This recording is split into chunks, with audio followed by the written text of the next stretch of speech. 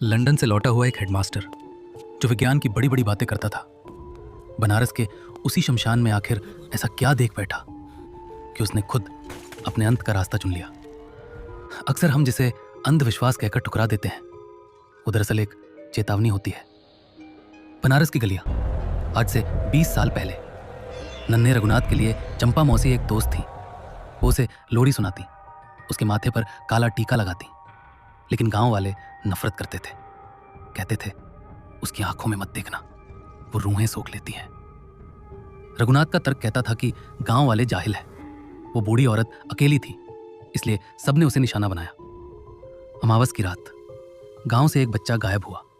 भीड़ पागल हो गई और चंपा मौसी के घर को घेर लिया गया। छोटा रघुनाथ खिड़की से देख रहा था। चंपा मौसी को आग के हवाले कर दिया गया। वो चीखी नहीं, बस धुएं के बीच से रघुनाथ की तरफ देखती रही, जैसे उसे कोई अफसोस ही ना हो। वो पल रघुनाथ के दिमाग में इतने सालों तक अटका रहा।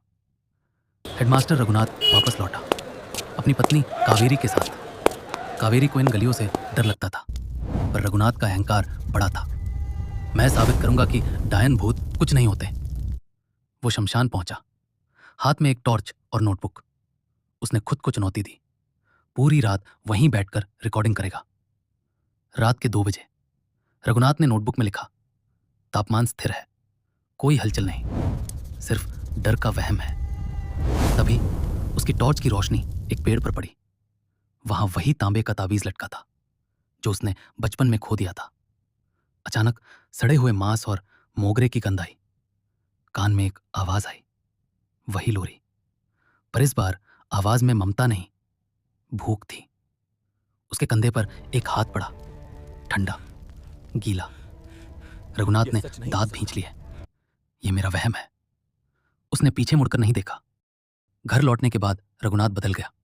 वो रात भर आईने के सामने खड़ा रहता। कावेरी जब उसे रोकने जाती तो रघुनाथ उसे ऐसी नफरत भरी नजरों से देखता कि कावेरी का दिल दहल जाता। एक रात रघुनाथ का हाथ खुद उसकी अपनी गर्दन पर था। वो खुद का गला घोट रहा था और उसकी आंखें कावेरी को घूर रही थीं। रघुनाथ चिल्लाया, कावेरी, इसे रोको, कोई मेरा हिसाब मांग रहा है। कावेरी समझ गई, अब इंतजार करने का वक्त नहीं है। कावेरी ने रघुनाथ के पिता का पुराना संदूक तोड़ा। अंदर एक मिट्टी का घड़ा था जिस पर पुराने तंत्र मंत्र के निशान थे। जैसे ही कावेरी ने उसे खोला, सुरक्षा का वो आखिरी घेरा टूट गया। अंदर रघुनाथ के बचपन के नाखून, दूध के दांत और पुराने कपड़े थे। उसके पिता ने इन्हें संभाल कर नहीं, बल्कि कैद करके रखा था ताकि वो औरत रघुनाथ तक ना पहुंच सके। पर आज वो सब आजाद हो चुका था। चंपा मौसी उसे प्यार नहीं कर रही थी, वो रघुनाथ के शरीर को अपना अगला ठिकाना बनाने के लिए तैयार कर रही थी। कावेरी दौड़कर कमरे में पहुंची। रघुनाथ खड़ा था, उसकी पीठ कावेरी की तरफ थी। कावेरी ने कांपते हुए कहा, रघुनाथ, चलो यहां से, वो औरत वाकई डायन थी। रघुनाथ धीरे से मुड़ा। कावेरी की चीख निकल गई। रघुनाथ के पैर घुटनों से नीचे की तरफ उल्टे मुड़ चुके थे।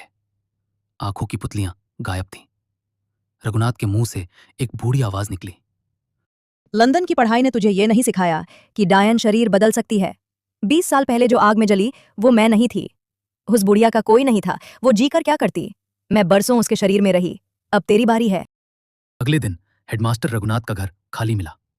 कहते हैं आज भी बनारस के उस घाट पर एक आदमी देखा जाता है जो सूट बूट तो पहनता है, पर उसके पैरों के निशान हमेशा पीछे की तरफ मुड़े होते हैं।